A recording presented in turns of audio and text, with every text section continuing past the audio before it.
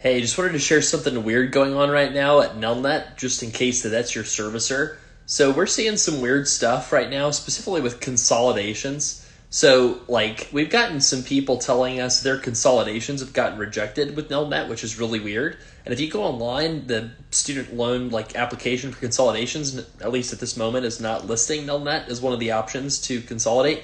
And we think this is a little bit scary for a couple reasons. So one of the issues is if Nelnet is not an option to consolidate, is this a secret move by Department of Ed to kick Nelnet off as a servicer? And does that mean people's Nelnet loans will be moving somewhere else? If somebody's doing double consolidation for Parent Plus loans, if Nelnet's not going to be an option for people, is that kind of a problem? Where people will not have them as an option to do the double consolidation with, and would that lengthen the time that somebody has to take to get their loans double consolidated?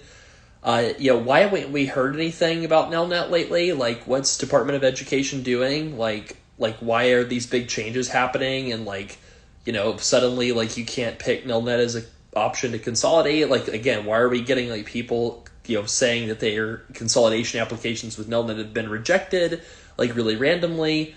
I'm hopeful this is just a weird servicer problem that we'll just find out is no big issue at all pretty soon. But the thing that scares me a little bit is this is kind of just par for the course, with just weird stuff happening with servicers, and you're just going to have to know really well how to handle it, right? So we're seeing weird stuff too with pay-as-you-earn applications having to be done in really weird ways before that plan gets shut off June 30th. People are having to approach things with different strategies to try to get on the pay-as-you-earn program if they want that program. And so that's just unfortunate. The servicers are just kind of really, it's all over the place in terms of what servicers are letting people do versus not do.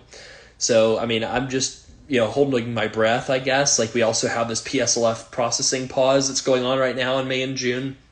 So there's just all this servicer chaos. And July 1, we've got all these new rules going into place where people are supposed to get lower payments in the SAVE plan.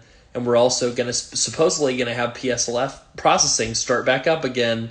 And I'm pretty sure the Biden administration is going to want a huge amount of forgiveness to go through right before the election, right? So they're going to do tons of data dumps to Department of Ed, from Department of Ed to the servicers, and they're going to say, hey, go fix this.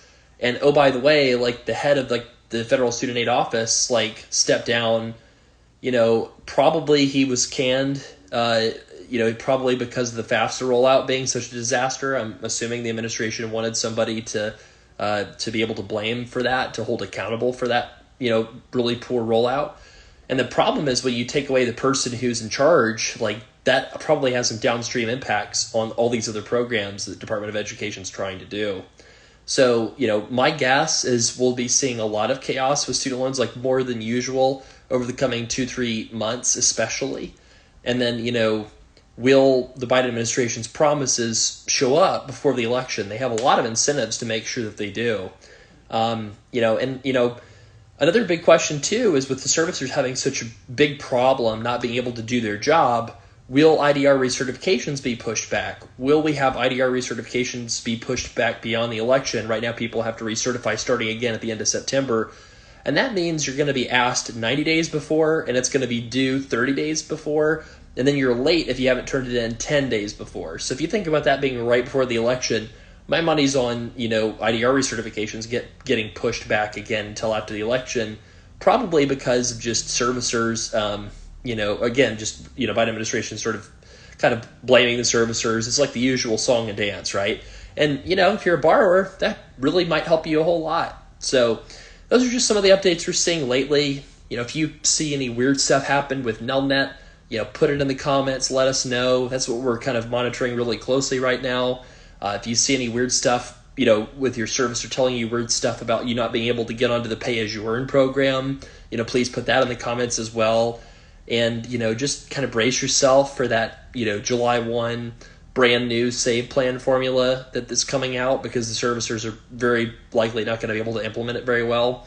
So we'll be on the lookout, folks. And, if something weird ends up happening with Nelnet where, they get, taken out and kicked out of the club, maybe you saw it here first if it does end up happening. So just because of the weird stuff we're seeing sort of behind the scenes. So if you have any questions about anything, put them in the comments. And thanks for following Student Loan Planner.